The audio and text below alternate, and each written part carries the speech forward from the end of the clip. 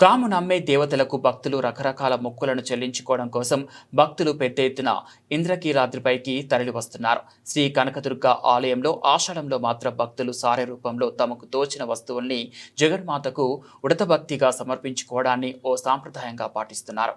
ఆషాఢ మాసం మొత్తం అర్పించే ఈ సారె కార్యక్రమంలో పాల్గొనేందుకు రెండు తెగలు రాష్ట్రాల నుంచి భక్తులు బృందాలుగా ఏర్పడి అమ్మవారికి వస్త్రాలు, పూలు, పండ్లు, మిఠాయిలు, గాజులు, కొబ్బరికాయలు, మేళతాళాలతో సమర్పించారు.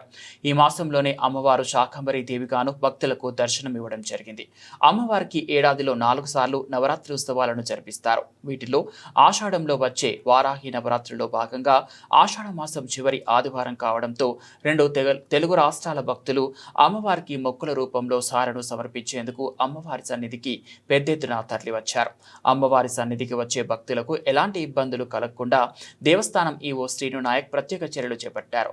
అమ్మవారి సన్నిధికి భక్తులు కోరిన కోరికలు నెరవేర్చాలని జయ దుర్గా దేవి అంటూ అమ్మవారికి భక్తి శ్రద్ధలతో ఆషాఢ సారెను అందిస్తున్నారు.